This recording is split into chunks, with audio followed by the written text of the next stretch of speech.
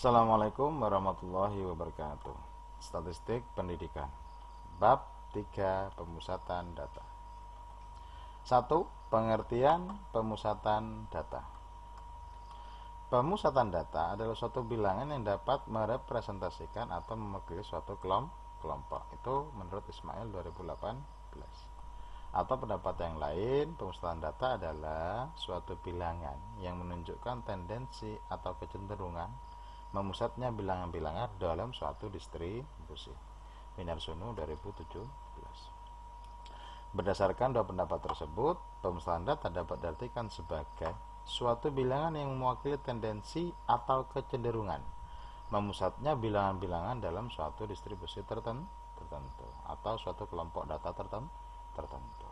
Jadi itu pemahaman atau pengertian mengenai pemusatan data. Ukuran pemusatan data. Ukuran pemusatan data terdiri dari mean yang pertama atau rata, yang kedua adalah median atau titik tengah, yang ketiga adalah modus, nilai yang sering muncul atau banyak muncul ya. Yang pertama ya, yaitu dari ukuran pemusatan data adalah mean ya. Mean adalah angka yang diperoleh dengan membagi jumlah nilai-nilai dengan banyaknya data ya, itu adalah mean. Jadi kalau kita mau mencari rata-rata, kita jumlahkan terlebih dahulu semua datanya, kemudian dibagi dengan total atau jumlah dari datanya. Mean dinotasikan atau dirumuskan sebagai, ini kita baca sebagai X bar, ada stripnya di atas X bar, yang bermakna adalah mean atau rata-rata. X bar sama dengan sigma X per N. Sigma itu dimaknai sebagai jumlah ya, itu adalah istilah matematika. Notasi sigma itu biasanya bermakna jumlah. Keterangannya, X bar adalah mean atau rata, kemudian sigma X adalah jumlah nilainya atau jumlah data-datanya itu, kemudian N adalah banyaknya data.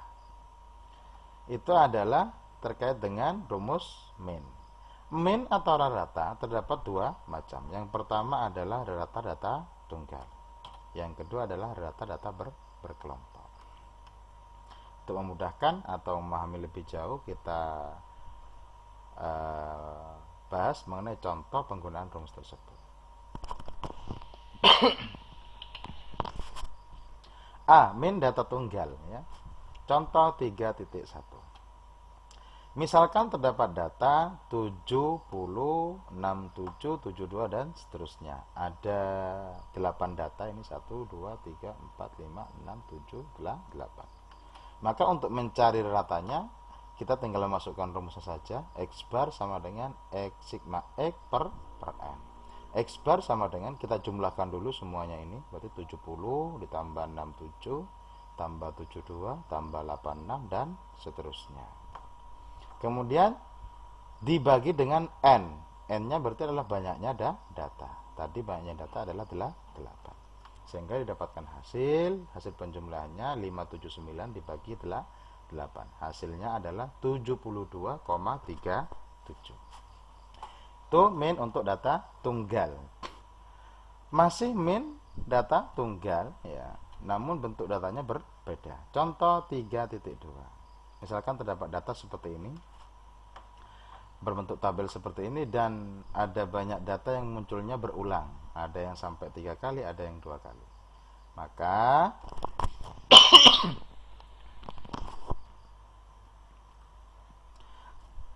untuk menyelesaikan atau mencari mean-nya, kita harus membuat frekuensinya terlebih dahulu. Cara yang pertama adalah dengan cara mengurutkan data dari yang terkecil, yaitu 50, yang diurutkan menjadi sampai dengan yang terbesar, yaitu 100. Jadi diurutkan 50, 60, 70, 80, 90 dan 100. Frekuensi untuk 50 di sini ternyata 50 hanya muncul 2 kali, berarti frekuensinya 2. Sedangkan 60 ada 1, 2, 3, berarti 3 frekuensinya. Begitupun juga dengan data yang lainnya. Total frekuensi ternyata di sini ada 6. Kita cek 1, 2, 3, 4, 5, 6, 7, 8. 8 kali 2 adalah 16. Lah, barulah setelah itu kita kalikan antara data ini dengan frekuensi. 50 kali 2 100. 60 kali 3 180. Begitupun juga dengan seterusnya. Sehingga nanti ketemu yang namanya sigma atau jumlah dari F kali X, yaitu 1220. Lah nanti 1220 ini kita masukkan ke rumus dibagi dengan total frekuensi. Rata-rata atau X bar 1220 dibagi 16 sama dengan 76,25. Kita lanjutkan untuk yang min data berkelompok. Contoh 3.3. Misalkan terdapat data, ya. Datanya seperti ini, ya, dalam bentuk interval. Kalau tadi hanya berbentuk data tunggal, sekarang kalau data berkelompok biasanya bentuk interval. Nah, untuk pembahasan masalah macam-macam tabel atau distribusi itu sudah ada di video yang kedua, yaitu distribusi frekuensi. Di sini untuk interval yang pertama ada 3 frekuensinya, interval yang kedua ada 12 dan seterusnya. Total frekuensinya ada 24. Berarti total atau jumlah datanya 24. Untuk mencari datanya adalah sebagai berikut. Kita buat terlebih dahulu, ya. Frekuensi ada, nilai intervalnya, ini adalah tabel frekuensinya. Kita membuat dulu terlebih dahulu adalah nilai tengahnya. Nilai tengah dari data ini. Caranya adalah dengan cara batas atas ditambah batas bawah dibagi 2. Berarti 66 ditambah 58 dibagi 2. Hasilnya adalah 62. 75 ditambah 67 dibagi 2 hasilnya adalah 71. Begitu juga dengan yang lainnya. Ini namanya nilai tengah. Nah, nilai inilah yang kita pakai untuk mencari nilai rata-rata, yaitu dengan cara mengalihkan frekuensi dengan nilai tengahnya, ya. 3 kalikan 62 sama dengan 186. 12 kali 71 sama dengan 852. Begitupun seterusnya. Nah, sedangkan nanti sigmanya atau jumlah totalnya adalah untuk sigma F kali X itu 1803. Sedangkan total frekuensinya 24. Nanti baru kita bagi ini, ya. Sigmanya dibagi dengan 24 ini. Coba masukkan ke dalam rumusnya. X bar sama dengan sigma F kali X. Bintang ini perkalian, ya, dibagi dengan N.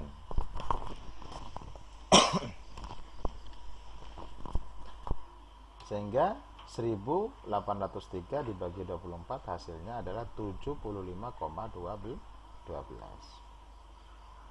Itu tentang main data berkelompok. Jadi yang pertama tadi contoh 3.1 dan 2 adalah main data individu.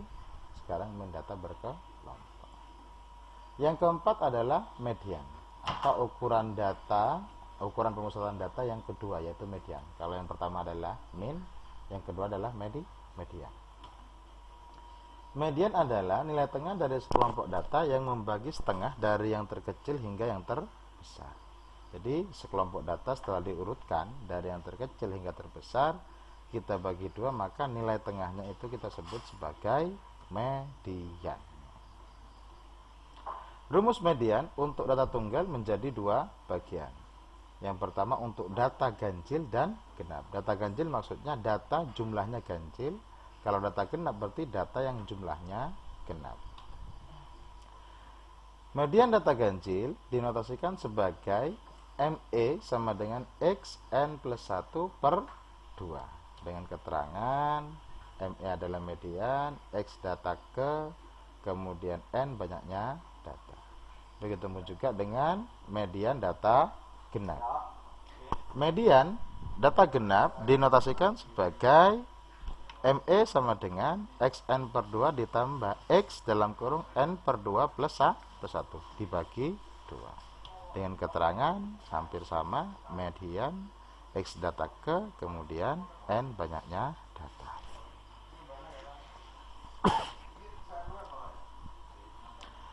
Median data tunggal, ya.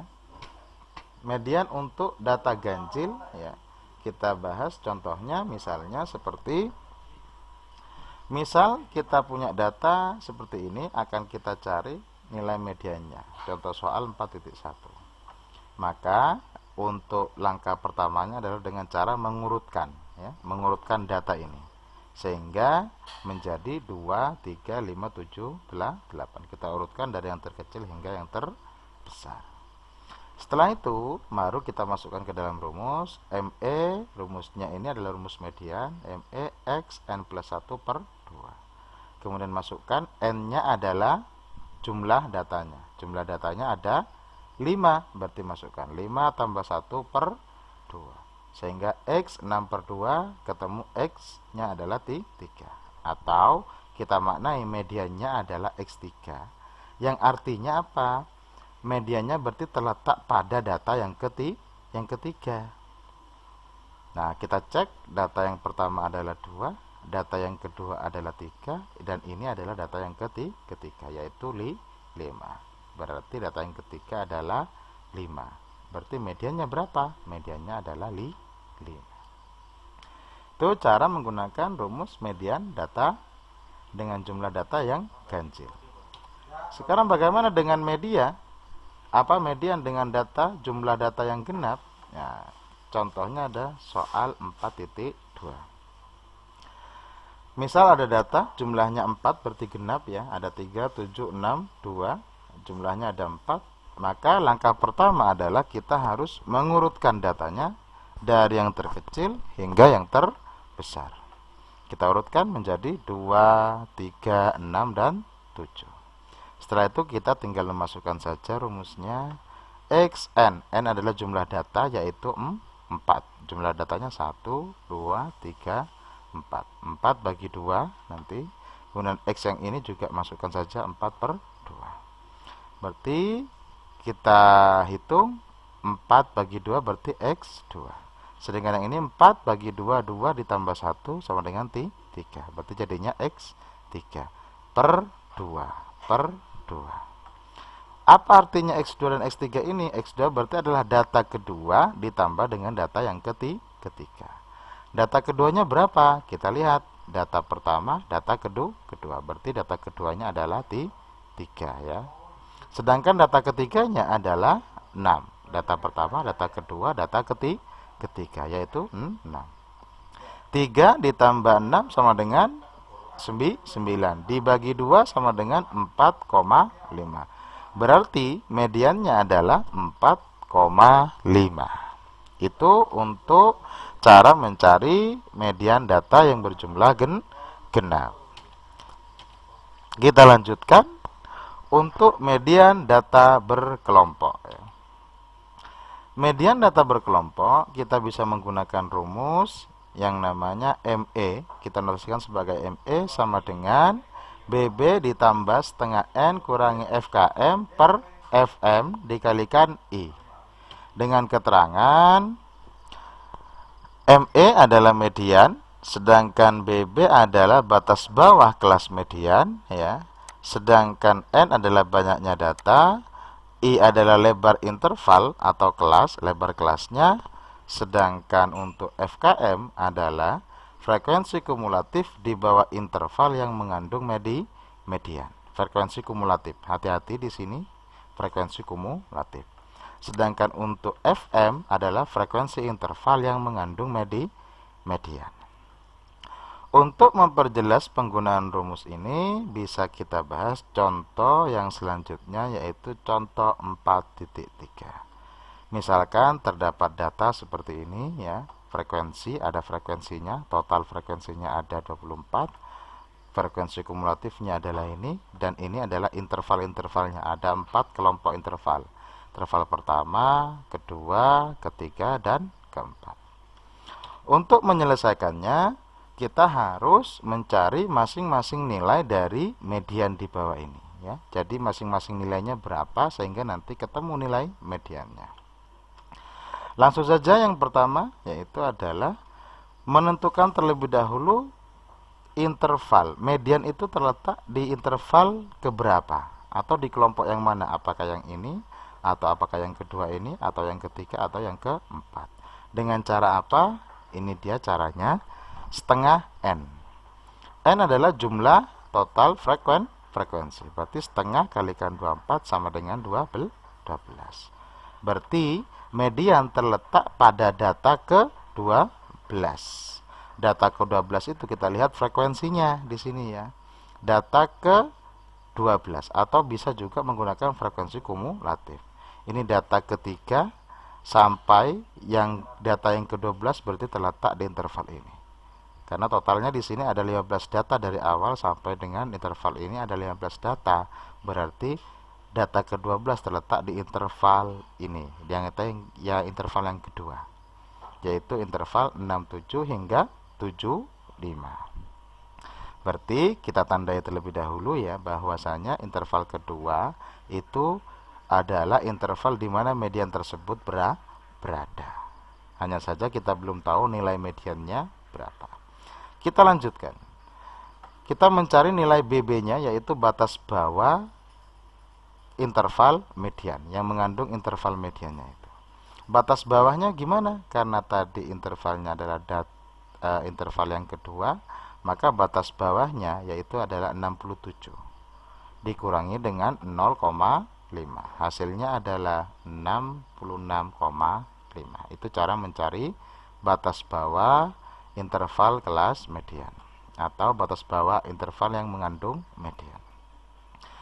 Kemudian FKM ya, frekuensi kumulatif sebelum interval median. Nah, di sini adalah frekuensi kumulatif yang ditanya. Frekuensi kumulatifnya sebelum kelas median atau interval mediannya. Karena interval mediannya adalah interval yang kedua, maka kita lihat frekuensi kumulatif sebelumnya yaitu adalah 3. Berarti FKM-nya adalah 3. Sebenarnya segampang itu FKM. Kemudian selanjutnya adalah frekuensi di mana median itu berada, yaitu FM. Lihat frekuensinya. Ingat, hati-hati, bukan frekuensi kumulatif, tapi frekuensi. Frekuensinya adalah 12. Kemudian kita lanjutkan lagi I itu adalah lebar kelas atau panjang intervalnya atau panjang kelasnya. Kita bisa ngecek misalnya dari 67 ini ya ke 75 dengan cara menggunakan jari juga bisa. 67, 68, 69, 70, 71, 72, 73, 74, 75, pas 9. Berarti lebar kelasnya adalah 9. Setelah semua nilai-nilai ini sudah ditentukan atau sudah ketemu, barulah kita masukkan semua nilai ini ke dalam rumus ini ya. Kita coba masukkan nilainya. BB nilainya adalah 66,5. Kemudian setengah N adalah setengah kali 24. Kemudian FKM-nya adalah negatif 3 dikurangi 3 maksudnya ya, dibagi, kemudian FM-nya adalah 12. I-nya adalah 9. Setelah itu kita operasikan. Setengah kali 24 adalah 12 ya. 12 dikurangi 3 adalah 9. 9 kali 9 81 per 12 ya, 81 per 12. Kemudian setelah kita cari 81 per 12 adalah 6,75. Maka 66,5 ditambah 6,75 sama dengan 73,25. Berarti median ya dari data ini adalah 73,25. Begitulah cara mencari median dengan data berkelompok. Yang selanjutnya adalah modus. Modus itu adalah nilai yang sering muncul dari sekelompok data. Modus dengan data tunggal dapat secara mudah dihitung dengan cara menghitung nilai atau data yang paling banyak muncul. Misal contohnya seperti ini, contoh 5.1. Misal terdapat data ada 3, 5, 7, 9, 3, 5, 2, 8, 6, 4, 5, 8. Nah, dari kumpulan data ini kita bisa melihat nilai berapakah yang paling banyak keluar atau muncul. Kalau kita lihat di sini ada 3 yang muncul 2 kali ya. kemudian 7 cuma sekali, kemudian ada 5 yang 1, 2, 3. Secara mudah kita bisa menentukan bahwa modus atau nilai yang paling sering muncul adalah 5. Berarti modus dari contoh 5.1 ini adalah 5. Ya, karena muncul sebanyak 3 kali dibandingkan dengan yang lainnya, ada yang muncul 2 kali, ada yang muncul 1 kali. Secara mudah seperti itu untuk data tunggal. Sedangkan modus untuk data berkelompok dirumuskan sebagai atau dinotasikan ya, modus itu dengan MO. MO itu berarti modus. MO sama dengan BB batas bawah, sama halnya dengan median tadi. Kemudian ditambah dalam kurung D1 per D1 ditambah D2 dikalikan I, lebar kelasnya. Apa D1 dan D2? Kita perhatikan keterangannya. MO modus data berkelompok, BB adalah batas bawah kelas modus, kemudian D1 adalah selisih. Nah, D1 ini adalah selisih frekuensi kelas modus dengan kelas sebelumnya. Kemudian sedangkan D2 adalah selisih frekuensi kelas modus dengan kelas sesudahnya. Kemudian I adalah lebar interval atau lebar kelas. Nah, kalau hanya menggunakan rumus ini atau memperhatikan rumus ini mungkin kita masih agak bingung, maka perlu kita terapkan untuk mengetahui penggunaan dari rumus ini dalam contoh soal atau contoh latihan. Contoh 5.2. Misalnya terdapat data seperti ini tadi ya, contoh-contoh yang sebelumnya yang masih saya pakai, kemudian kita akan mencari modusnya ya.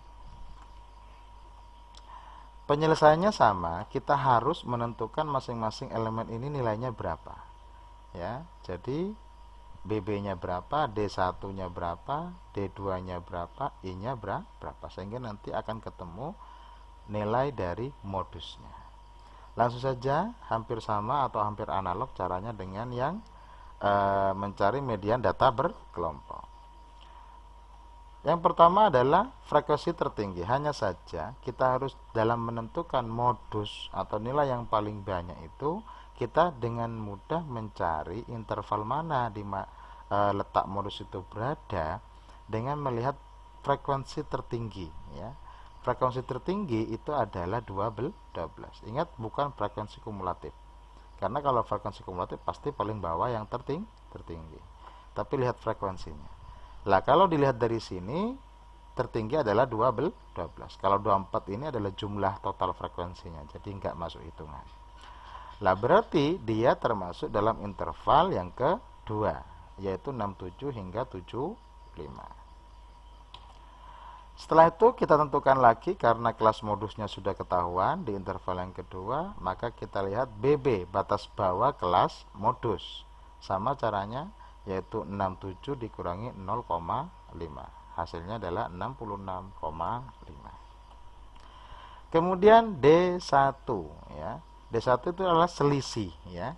D1 itu pemahamannya selisih antara selisih frekuensi ya, kelas modus, selisih frekuensi kelas modus berarti 12 dengan frekuensi sebelumnya berarti 3. Selisih itu berarti pengurangan ya, 12 dikurangi 3 sama dengan 9. Kemudian kita cari D2-nya, yaitu frekuensi kelas modus. Nah, pemahaman D2 ya, selisih antara frekuensi kelas modus dengan frekuensi kelas sesudahnya atau interval sesudahnya, yaitu 4. Hasilnya berarti 12 kurangi 4 sama dengan 8. I itu sama dengan tadi panjang kelasnya, yaitu atau panjang interval. Nah, atau lebar kelas, ada yang mengatakan lebar kelas, panjang interval, lebar interval, itu hampir sama. I adalah 9. Lah, setelah ketemu semuanya, maka dengan mudah kita memasukkan dan menghitung nilai modusnya. Ini dia rumusnya, kemudian kita masukkan saja. BB-nya 66,5, D1-nya berapa? 9. D1 ditambah D2-nya 8. Dikalikan dengan I-nya berapa? 9. Sehingga nanti tinggal dikalikan saja. 9 kali 9, 81. dibagi 17 ya. Nanti setelah ketemu dijumlahkan dengan 66,5. Hasilnya adalah 71,26. Inilah modus nilai modus pada data tabel ini ya, 71,26. Ini cara mencari modus untuk data berkelompok. Jadi yang data tunggal sudah, kemudian data berkelompok juga sudah. Secara umum kesimpulannya adalah ukuran pemusatan data ada 3 macam. Yang pertama min, kemudian ada median, dan yang terakhir adalah modus. Sekian saya akhiri, kurang lebihnya mohon maaf. Assalamualaikum warahmatullahi wabarakatuh.